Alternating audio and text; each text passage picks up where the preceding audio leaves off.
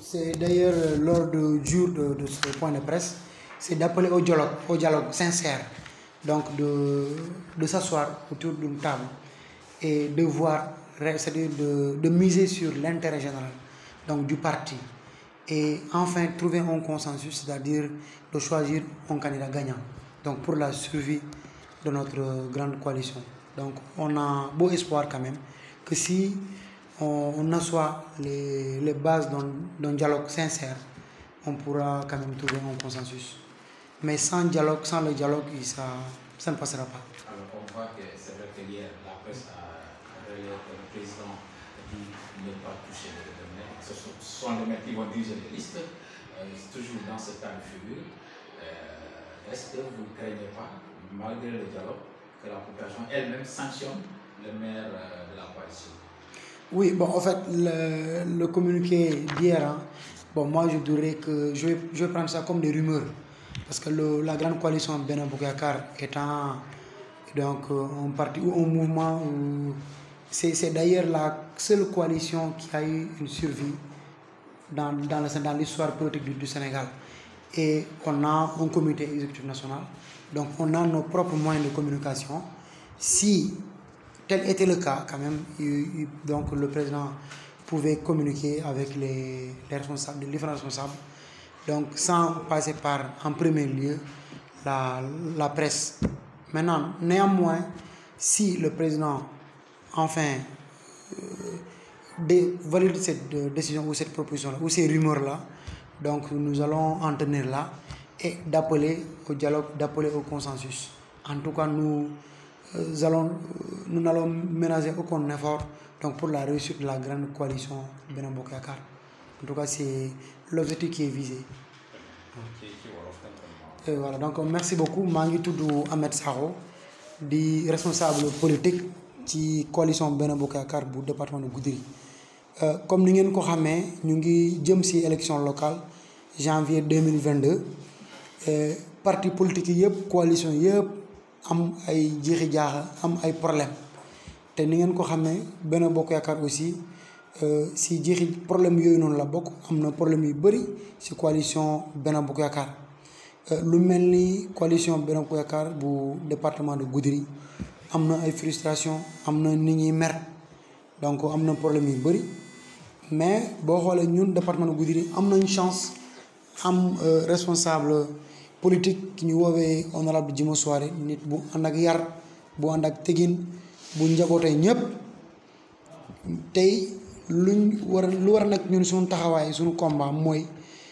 Djimo résultat yi mu daan am si département de Goudiri ñu fexe ñu am au moins résultat yooyu wala ñu weesu ko comprendre nañ aussi nit ñi seen ambition yi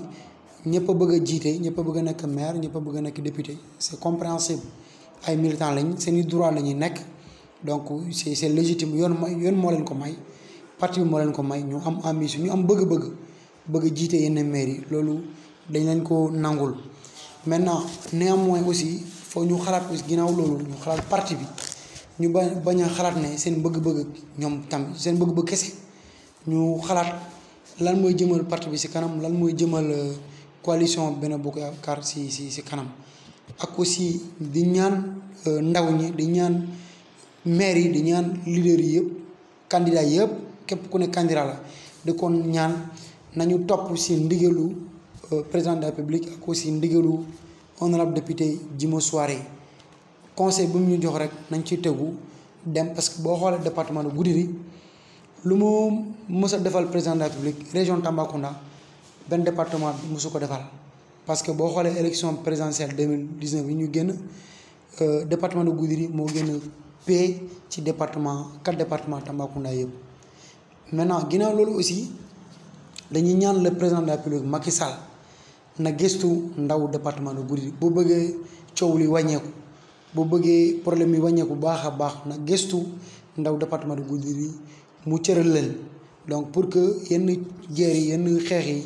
mën a wàññeeku parce que ndaw ñi ak candidat yëpp militant yëpp cër la ñuy laaj donc yëg-yëg la ñuy laaj donc loolu bu ñu ko amee rek danañ ko coow li dina wàññeeku maintenant di ñaan aussi population militant département de Goudiri ñi nekk ci Benno Bokk Yaakaar nañ xam ne élection yi day jàll te élection bu jàllee diggante bi famille bi njaboot bi day des ñoo bokk suñu Goudiri ñoo bokk benn kër ñoo bokk benn jotaay donc nañu bàyyi suñu xel ci relation yu ñu am ci suñu diggante parce que élection yi day jàll benn moment bu ndaw la bu jàllee ñun ñooy nekk.